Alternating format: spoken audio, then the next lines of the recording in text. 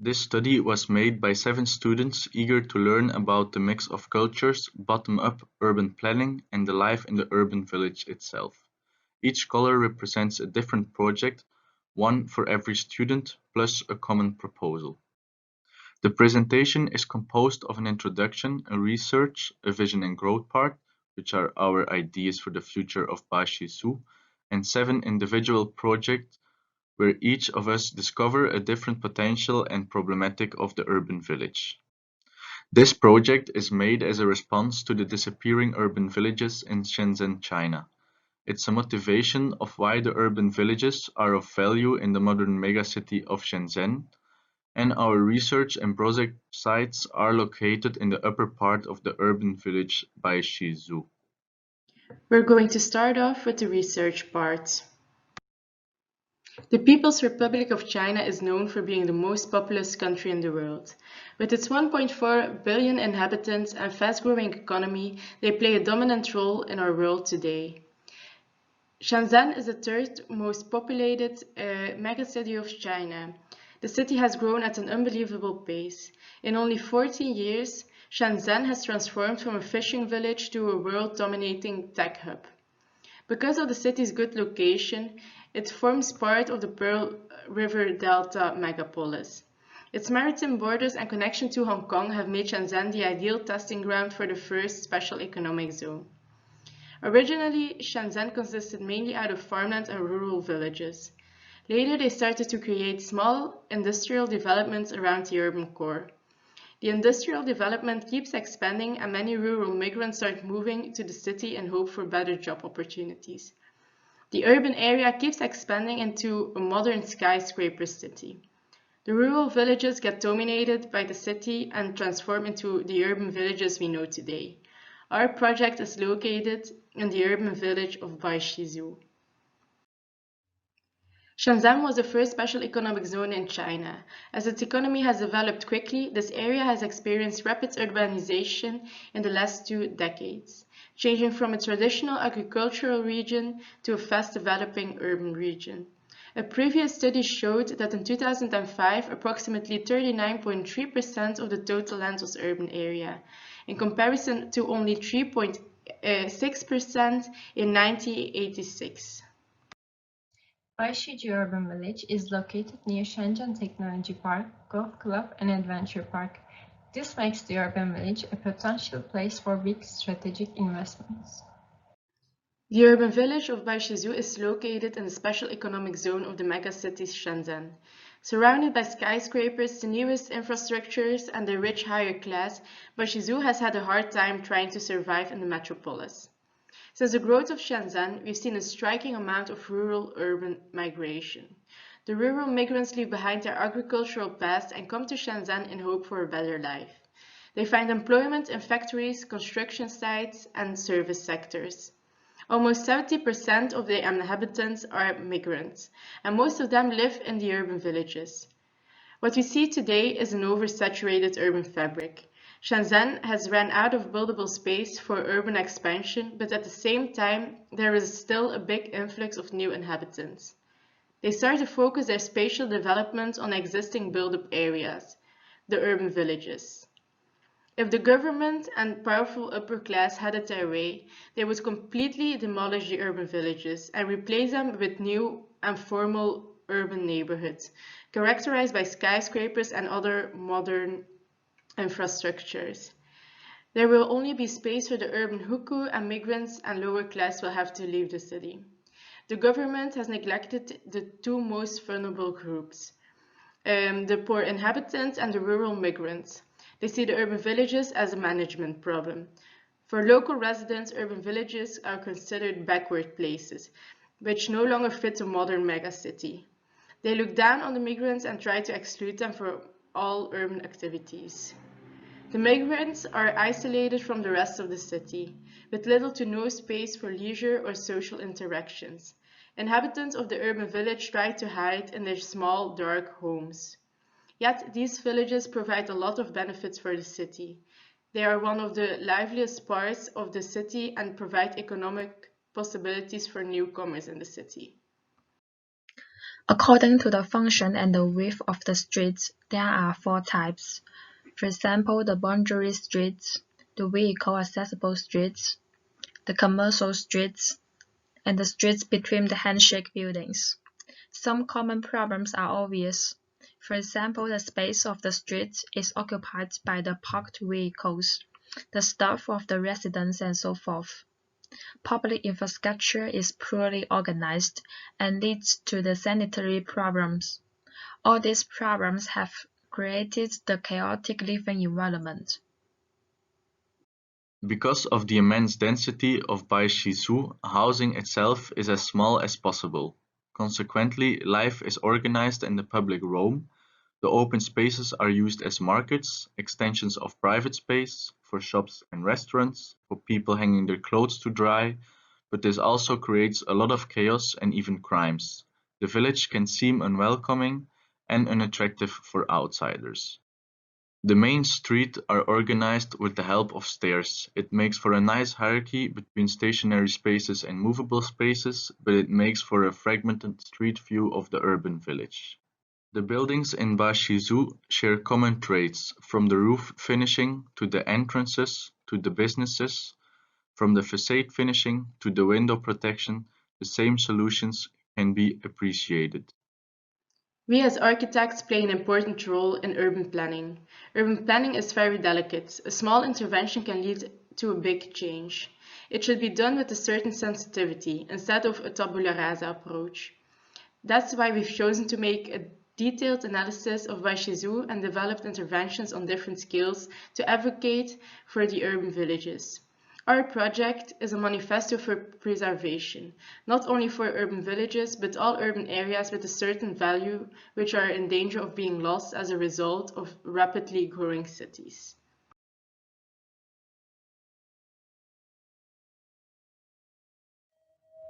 Our vision for Baishizhu includes 4 main steps on the left for the future growth. Individual projects focus on improving public space and the built environment. On the right side, you can see an illustration of our vision for the economic model and future expansion.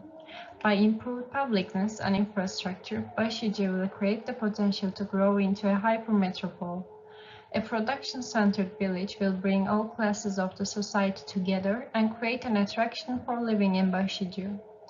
Through this, a slow, steady transformation will allow all parties to write the future of Baishizhu together. To support our future vision, a new structure of street network is implemented, where a backbone street serves as the main commercial alley and secondary streets create possibility for circular pedestrian movement around the village. Further, we developed series of intervention tools and implemented it into urban fabric. Intervention in the existing building structure and fabric, like opening up ground floors and connecting first floors, will add more opportunities for connection between buildings and communities, as well as improve living conditions and open up opportunities for business to develop. Old Tangju houses will act as a new interest point and push for further investment into the village. Reconstructing public space and close environments such as street profiles and adding up greenery in the village will upgrade quality of life for a further development.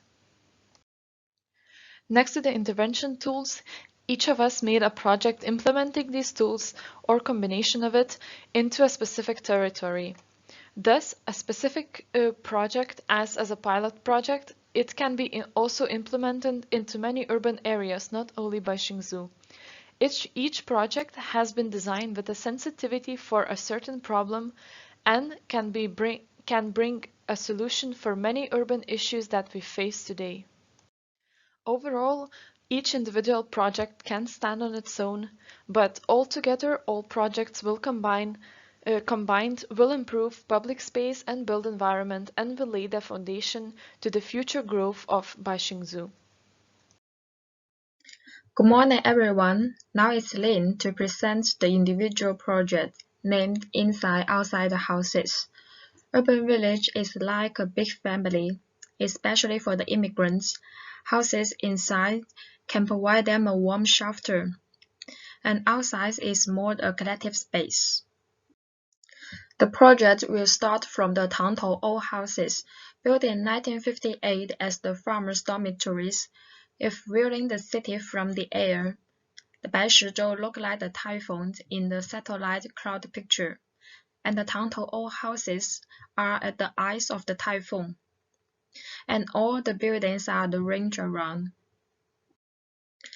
The project focuses on the block around the Tangtou old houses. Inhabitants can enter the block from the main streets in the north and the streets in the south. Problems of the current situation are obvious, mainly from the four aspects: the streets, old houses, square, and the buildings. Now I will explain how to deal with the problems and make the environment more livable. The implementation could be divided into four phases, starting from the living infrastructure. Secondly, upgrade the residential environment in the handshake buildings. If the renovation project is feasible, it will be extended to more buildings. Finally, to develop a tourist industry in the urban villages, showing the diversity of the Shenzhen city. In the master plan, the block will be multifunctional, more open and collective. It will be a block with the commercial, residential, tourist, and recreation functions. For the building refurbishment, I will start from these three. It's the functional partition of three buildings. From the ground to the second level we'll use for the commercial, co-living space, and the upper level are for the residents. The roof space is decided as the garden. All kinds of activities, such as the residential, the office, commercial, tourism, and so on, will take place around the Tangtou old houses. From the street level, it's interesting to observe the stores firstly. Their properties and quantities will be recorded. This figure shows that the restaurant accounts for the largest percentage. The second one is the grocery, followed by the health beauty and the life service. Another point is that the stores are mainly located along the streets. As the commercial space, only vertical circulation of the building, the storage, and the ventilation room will be preserved. Then the rest will be used for the commercial purpose. In this case, space is more accessible to the internal block, and in the same time, more people will flow through the block, which can also make the streets safer. Secondly, the building problem needs to be solved. These three typical handshake buildings are located along the important alleys. The structure and the vertical circulation will remain the same. Some changes will happen in the division of the interior space. Balcony facade will be redesigned. Single rooms in the building 1 and 6 in the building 2. The shared kitchen, staircase, and the bathroom space are in the middle. In order to bring in the natural light as much as possible, a small atrium are at the full height. The room in the building 3 is bigger than in the building 1 and 2, so both toilets and bathrooms will be included. Here is the room typologies. Considering the weather in Shenzhen, sunshade devices are designed in the facade. The idea of the pattern is from Chinese traditional windows. It can not only create a rich shadow atmosphere, but also good for the wind's ventilation. This strategy can make the space more livable and energy saving.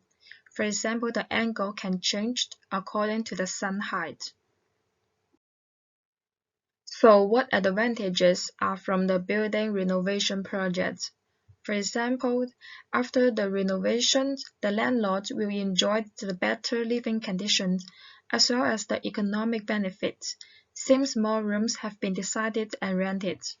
For the tenants, more job opportunities may be provided in the commercial space. Meanwhile, the lifestyle of the original tenants can remain. Finally, for the city, The landlords have been fully used. More working laborers can settle down in Shenzhen. The third problem-solving area is the Tangtou old houses. Now, it will be preserved and developed as the tourist attraction to show the Baishizhou history. Firstly, both the illegal buildings on the square and the utility rooms in front of the old houses will be demolished. Then, the majority will be refurbished. Wood material is the good option in the courtyard and the platform design. Last but not the least, the square has been decided as the collective space. It's in front of the Tangtou old houses, a unique open area in Baishizhou, where are full of the handshake buildings. It will be an entertainment space for the residents. Since Chinese people attach the great importance to traditional festival, the square has the potential to be a place where festival occurs in 4 seasons. For example, the Lunar New Year is coming. The square may be used as the flower market temporarily. Some decoration to show the atmosphere of New Year. It's the section image to show what the block will be after the renovation projects. It includes the residents' commercial collective space.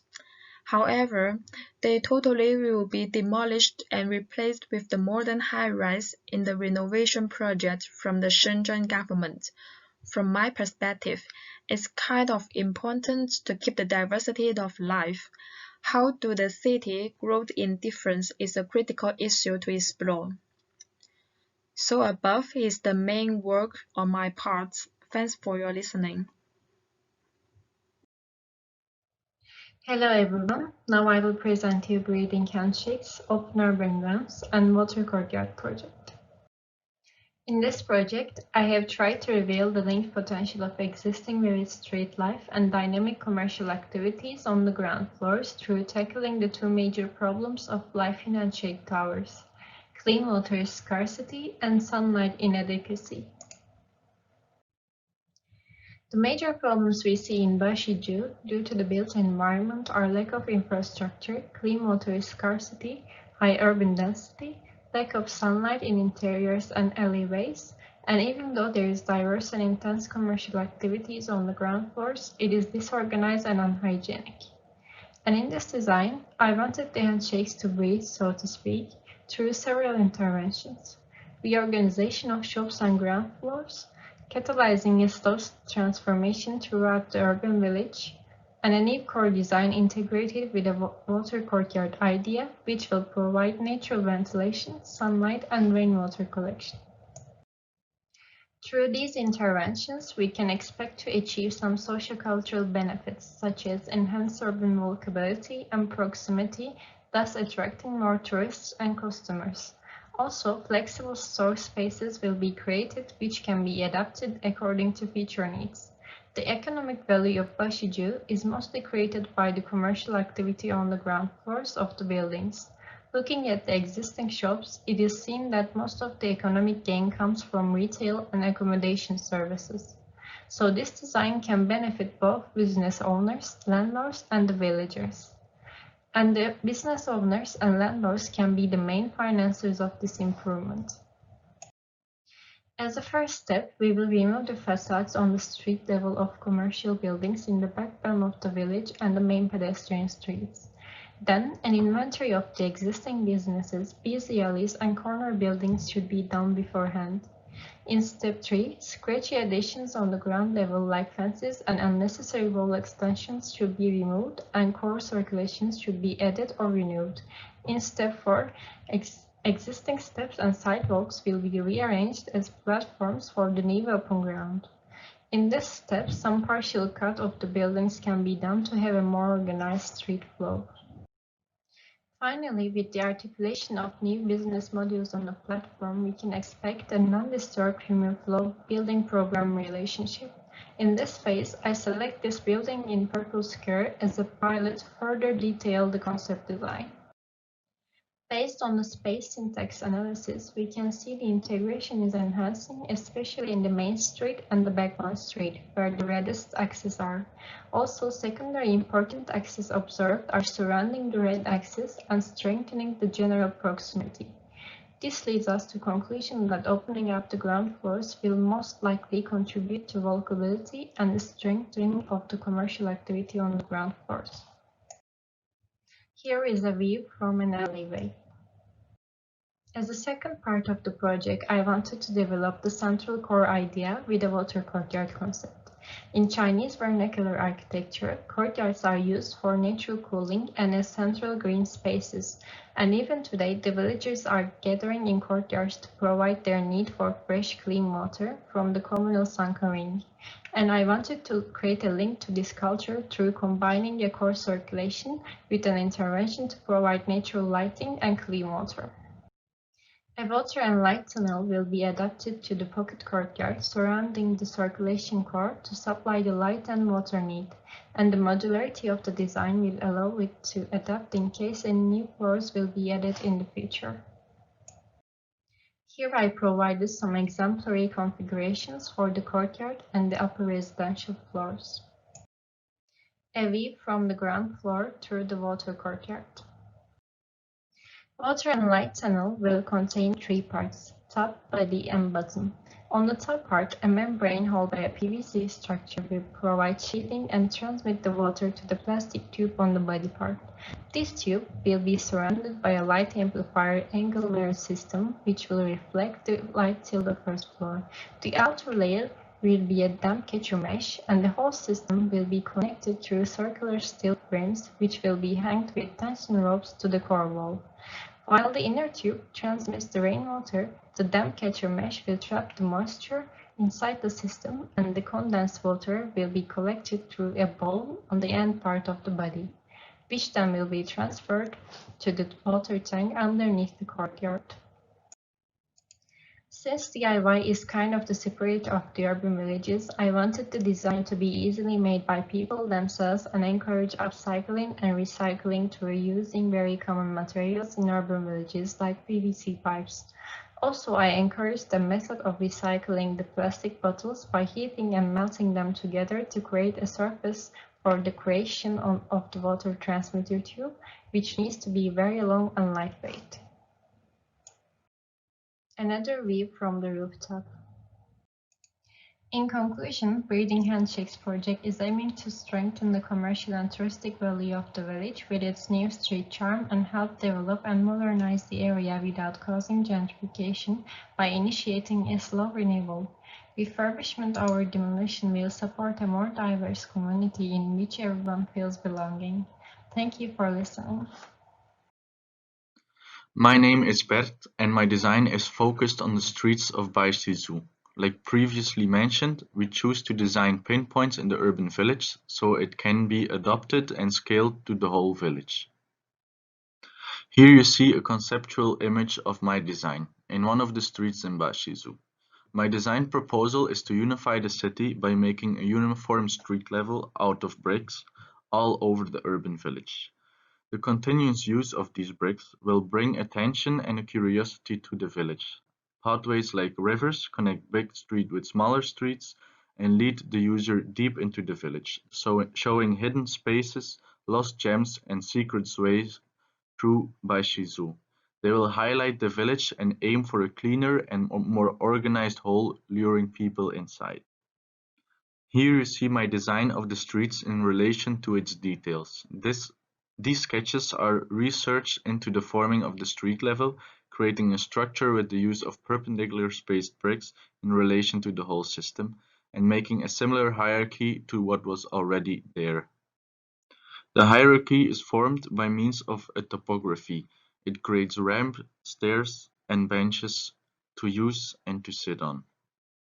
Here you see a small 3D model how the street and the bricks work together with the mosaic tiles of the buildings and how the stairs are integrated in the slopes. Loose furniture is placed alongside open spaces. They create opportunities for people to connect or to eat their lunch, enhancing the food scene of Baishizhu. The furniture is hung up like paintings with color schemes from the surrounding buildings. The furniture can be used as chairs or tables and is easily made with recycled materials. In the model, the materials are just iron wire and some fishing line. Indoor spaces on the ground floor are opened up and become an extension of the public room. The topology of the street itself gets extended into the open ground floor, unifying the space and drawing people in. The fixed furniture is made with small reused mosaic stones. They represent the vertical element in the village and are analog to the buildings usually cladded in the colorful mosaic tiles. Like the loose chair elements, these fixed furnitures will get different colors depending on the buildings surrounding it. The fixed furniture is placed in the open space alongside squares and roads, seen in the bottom of the bigger plan. Here you see a plan of the whole system working together, big streets leading into smaller streets and hidden squares, aided by the laying of the bricks and the green patches in the darker tones. This slide shows the border is clearly visible in the surrounding urban fabric but isn't made entirely different so it doesn't stand out and becomes an eyesore. Trees that were already present in the existing situation are kept. Note the picture on the left is research and is in the end designed by Anne. In Bashizo, where buildings are so close to each other and the lights need to be on most of the time, red lanterns are fitted across the whole village. They interact with the lights and the billboards of the shops and create a nice lively whole. They also provide an extra surface of greenery. This is done based on the flower shop in Baishiso seen on the next slide. This green is an important new element in the urban village. It brings life, comfort by cooling down the city in itself, structure, and in this case even a notion of direction. The green on the ground and in the air leads you around in the urban village and work together with the pattern of the bricks. Here you can see some of the plants used in the design. The street connects the open space underneath the handshake towers. It creates a public open space, a space for eating, shopping, gathering, walking, enjoying, running, playing, and so on. A place to be enjoyed by all, from children playing on the ramps and stairs, travelers eating food from all over China, to locals socializing with their neighbors and customers. Here you see an overview of the design, the green patches, the streets, and the lights, all working as one unit together with the dense urban village, creating a forest-like environment. A city where most of its life takes place on the streets does not need much elements to bring people out. It needs organization, but without losing flexibility. It needs intimacy, but without losing gathering spaces. It needs a topology without losing its identity. Baishizu, unified by its street life and its people working, washing, eating as a community, and the streetscape as a canvas to be painted by the users, from locals to visitors and foreigners with their activities. And last but not least, a small video of a 24-hour day in Baishizu. My project is called Common Stories. That is because it uses the second floors of the buildings to create public but secondary squares, which is something that the urban village lacks. Through this network of public open spaces, we are trying to create new spaces for the local communities to develop. So why using the second floors? Well, this is because there's already an history in Baishijo of using them for different purposes, and it has a lot of advantages, as the minor loss of housing, the easy accessibility, or for instance keeping the businesses of the ground level. The special concept behind the project is the search for horizontality in the second floors, since in a urban village as Baishijo, the verticality is a thing of which you cannot escape, and at some points a bit of like horizontal perspectives are needed in order to feel more free, even in such a dense environment. The project is meant to be a system that can be extrapolated to the entire urban village or any place in which this feeling of horizontality is needed. For this, we follow a process that has in account the environment, but starts by measuring the width between buildings. Then, once we know the space that we have, we also have to be aware about the circulations through the space that we want to intervene in. Once we know this, we proceed to make the clusters of buildings following 3 rules. First, they have to be closer than 3 meters between them. Second, they don't have to cross any of the main routes over. And third, they have to have a size between 200 and 500 square meters. That is the size of, for example, the Standhal in Ghent, to give an idea on the size of these spaces.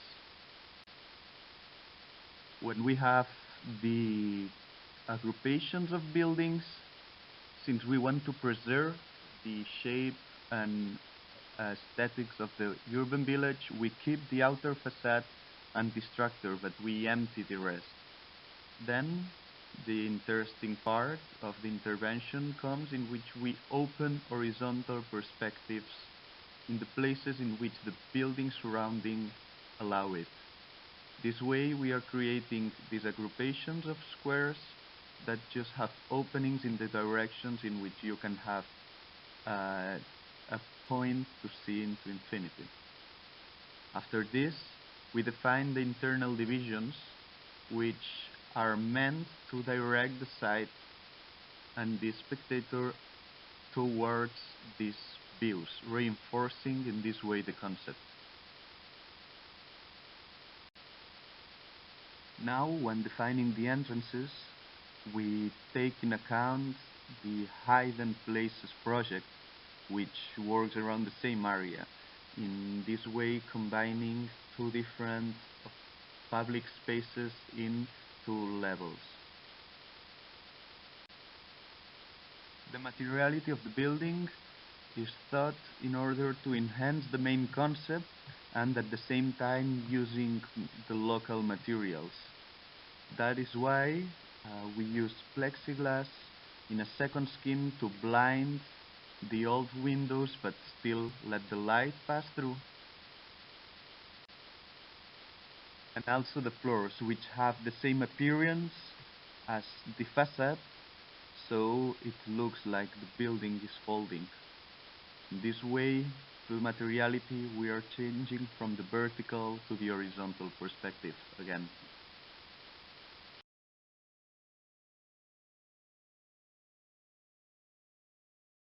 My name is Agla Drungenaite and I represent my project Hidden Spaces. Hidden Spaces is a project about neglected environment around residential streets and squares inside urban village. Small handshake streets create a dense network in Baishinzu urban environment. These streets connect number of small squares that now are unused due to the lack of infrastructure or blocked by hard fences. Hence, this network creates a number of problems for the locals, such as feeling of unsafety or lack of leisure spaces. My project vision is to address these handshake streets and squares, add public green infrastructure to it, to create a safe urban environment for residents of Baishinzu. To do that, a network of communal buildings, common squares, and green connecting streets is designed across Baishinzu urban village. This network will create a secondary circulation route for people and it encourages communities to form. To establish this network into a chosen territory, 6 steps are implemented. First of all, I analyze hard boundaries and insignificant buildings as they fragment current situation and spatial feeling. Then, I identify entrances and backside to understand which parts of urban fabric could potentially be used less. Third step is to embrace circulation and connect it with a broader village street network. To do that, some buildings are cut open on the ground floor. And finally, streets and squares are designed to address public needs. Streets are injected with greenery and public infrastructure through these design tools to fill vertical and horizontal leftover spaces.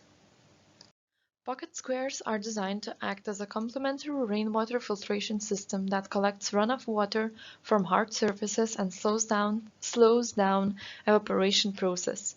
At the same time, it cools down microclimate around buildings.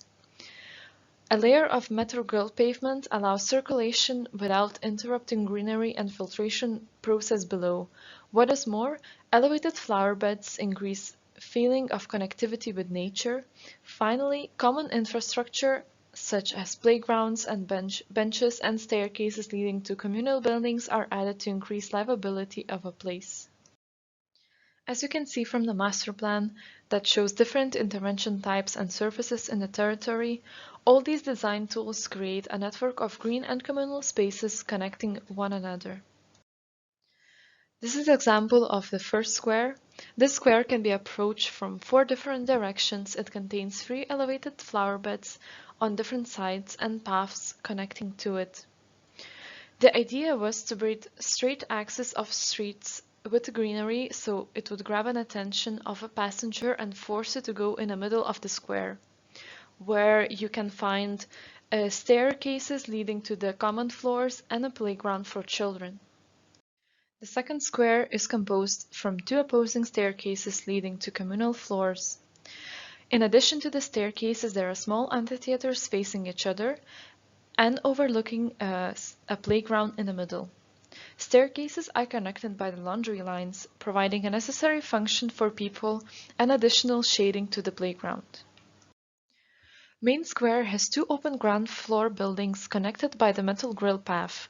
These buildings are left blank with no furniture or something else for the communities to fill it up with function themselves. What is more, elevated flower beds are planned around to push circulation through the open ground floor buildings. Also, greenery is elevated at the same level as the floor to create soft boundary. Also, the paths leading to these buildings are not straight but create rectangular openings and small pockets where benches are inserted for people to face each other and create interaction between them. Overall, embracing and redesigning hidden spaces around residential streets will have positive effect on the microclimate, local communities, and all village of Baixingzhou. I'm going to tell you about my individual project, the Green Corridor, which is located on the southern border of the urban village Baixingzhou.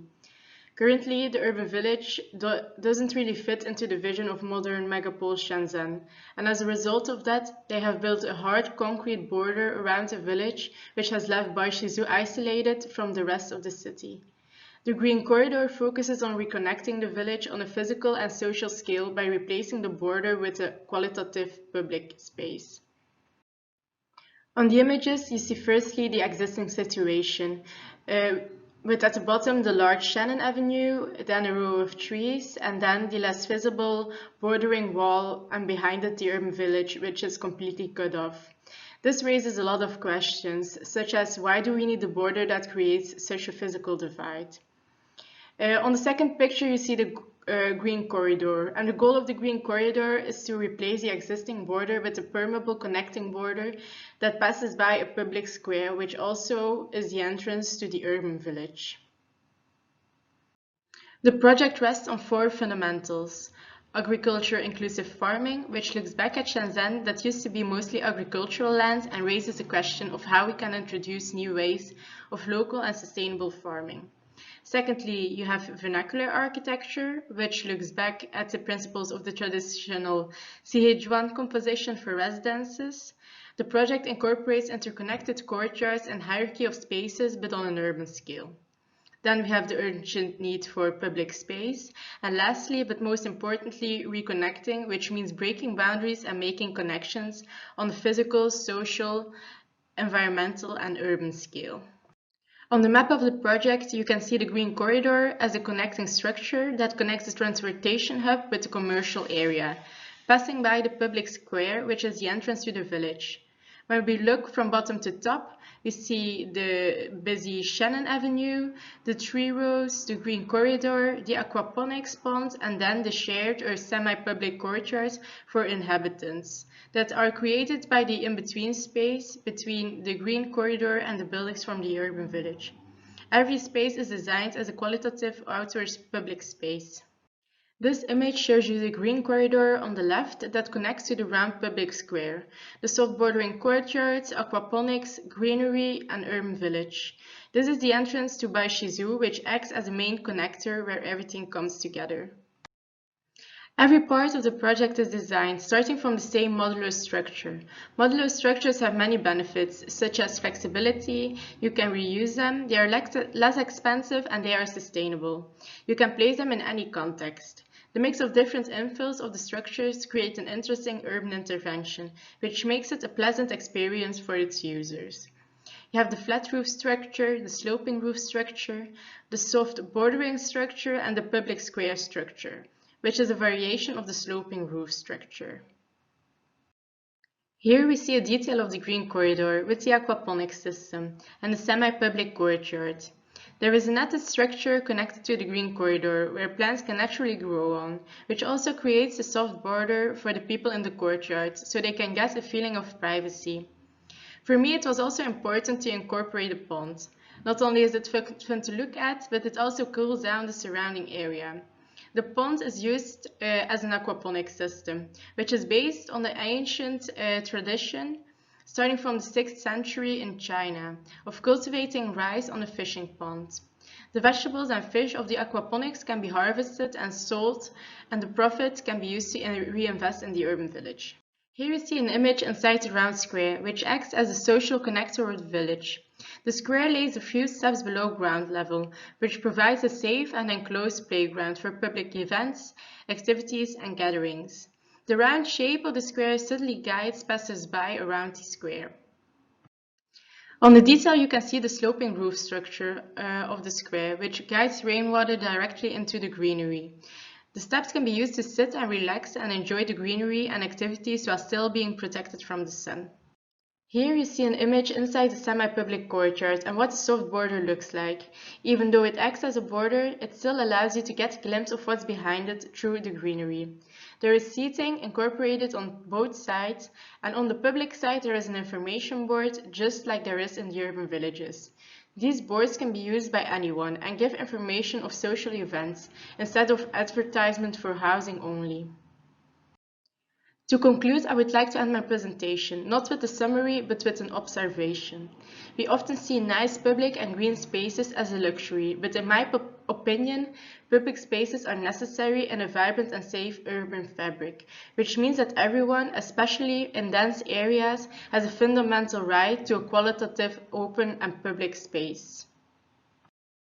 The urban wood catcher. The idea is to have a wood catcher inside the courtyard, inspired from the old Islamic cities in the Middle East, and how they were ventilate the city by using wind catcher system with the courtyard and also the facade strategy.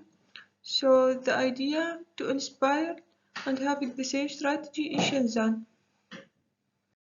So I started working on the southern part of Shenzhen, and I took one block as a strategy to apply, and I have my courtyards that I create, and in the middle of the courtyard I have the wind catcher, so it can cool all the building in the surrounding.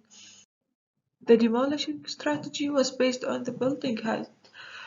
We tried to avoid to demolish any building more than 3-floor plan, and we focused only on the old buildings that we are going to demolish. So we have here the orange color show us the demolished building, and also we start to link between the buildings in the first floor plan, the existing and the new buildings, because we have added some of the new building to create the courtyards. So we can see after create the courtyard, we start to have the alley between the building and how to link the area inside the courtyard with the alleys. Then we start to have the wind catcher inside the courtyards, and after that we have the water circulation. So here you can see the 3D diagrams to the previous diagrams as the established building, the new building, the courtyard, the alleys, and the wind catcher inside the courtyards. The wind catcher orientation, the wind catcher should be placed in a way that the air will go toward the alleys from the courtyard, and also the wind catcher should be oriented to the prevailing wind in Shenzhen, and it shouldn't be aligned as we see here in the skyline of the city. So the idea of the wind catcher is to have a wind catcher in the middle of the courtyard to ventilate the surrounding building, and to have a water pool that linked to the wind catcher, so people can sit in the surrounding of the wind catcher and can enjoy and have some activity like fishing pool, and also it can be shaded by the surrounding building, and as we see in the rendering, so people can enjoy sitting there. So the first step was to link the wind catcher with the surrounding building by a light structure stair that can lead to the first floor plan where the common spaces.